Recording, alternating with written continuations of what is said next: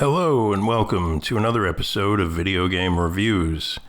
Today I'm going to be switching up the format just a little bit. So I've been trying to find a game on the Switch to fill the void that was left when they end-of-lifed Super Bomberman R Online back in early December of last year. There are several other games on Switch that are free to play online, and you don't even need the Nintendo Online Pass thing, whatever, to play them. They're free to download, free to play. So let's take a look at a few here. I already did a review for Ninjala quite some time ago, and you can see that here on the channel if you're interested. However, today I'm going to be briefly skimming over 5 other free games and offering my thoughts on those. Just a warning of sorts, some of them only allowed me to capture still images. Actually, most of them, I think, if I remember correctly, only allowed me to capture still images, not video footage. And so I want to start off the list, oddly enough, with another recent R.I.P. in the form of a game called Spellbreak. My understanding is that the Spellbreak team was bought by Blizzard, and Blizzard has since end-of-lifed Spellbreak and put that team to work on World of Warcraft. Like all of the games in today's episode, Spellbreak was free to download and free to play. Spellbreak is the only real battle royale game that I've ever played to date, unless you count Ninjala, which I don't. So Spellbreak was basically a spell-slinging fantasy battle royale with a pretty cool world, character, and weapon design. It did not feature any crafting elements like I guess Fortnite does. You know, you're not building structures and whatnot. And I liked that about Spellbreak. It wasn't my favorite online multiplayer game ever, but I think it was a good time, and I'm sorry to see that it's over. All right, next on the list, and maybe the highlight for me, is Arena of Valor. I'm not a PC gamer, so I had never played a m.o.b.a before, which, if you're unfamiliar with that, I believe that stands for Multiplayer Online Battle Arena. And I actually don't watch esports or Twitch or anything like that, so my exposure to that whole genre was extremely minimal, and I had no idea how I was going to feel about it, but I thought I would give it a shot. Well, let me tell you, I became almost immediately invested. Arena of Valor was among the most addictive games for me that I have played in a while. And it really helped me to understand the appeal of this whole, like I said, this whole genre that was totally foreign to me. If you don't know, the best I can do to try and describe it concisely is to say, maybe imagine Diablo mixed with, like, Capture the Flag or Tower Defense, kind of. Each character has a basic attack and then several special attacks or abilities that have a recharge timer. You know, so that's part of the strategy of the game, is knowing when to use those attacks or those abilities, because you're going to have to wait before you can use them again.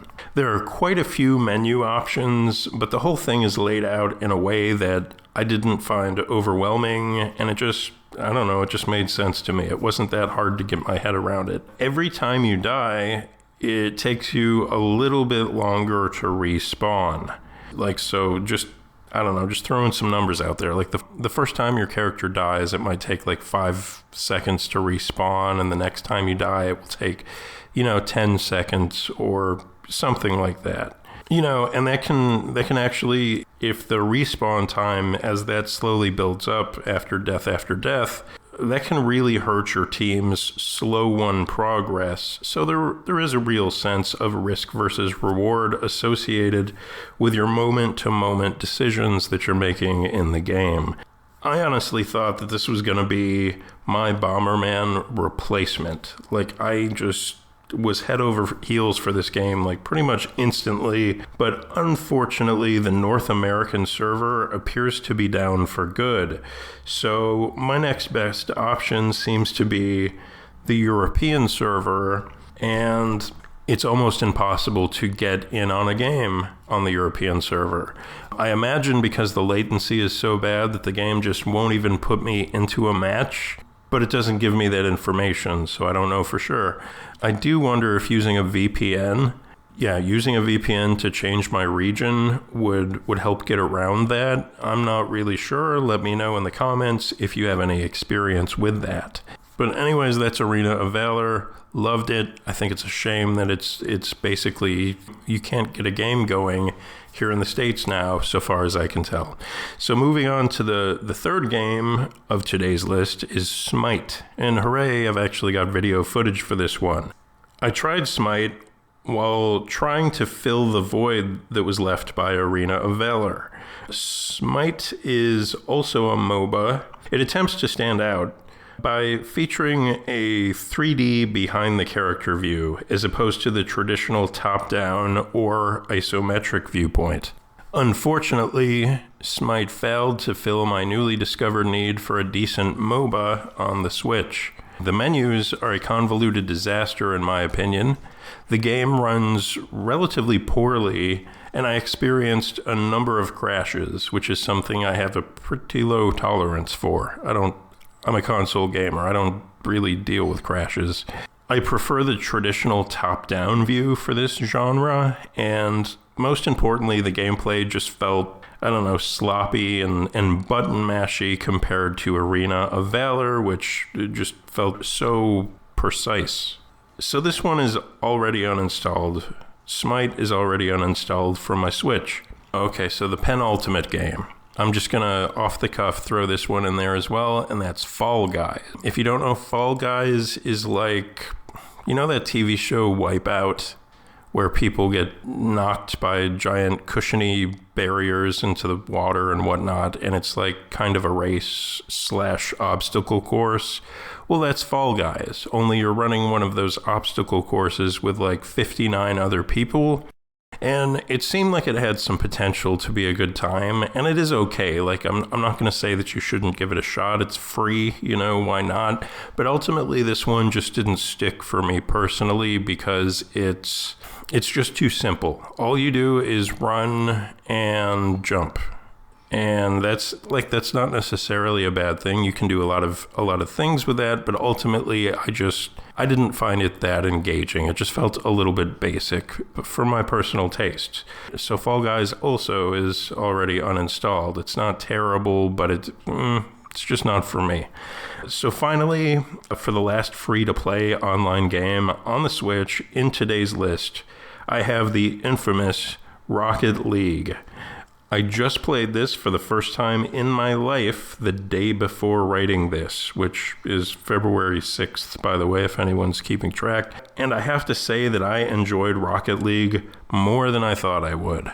It's a really easy game to dive right into. I was always concerned, when I was looking at it and hearing about it and whatever, I was concerned that trying to play soccer with vehicles would result in some really frustrating controls and just kind of imprecise, and it just seemed like something that would irritate the crap out of me. But I have to tell you, the low gravity that the game is known for actually makes for a game that is lighthearted and truly just fun to play, while also being really engaging. Like, it's lighthearted, but man, I got pretty hooked. I don't feel that there's a lot more for me to say on this one. It's a good time, and it's absolutely free.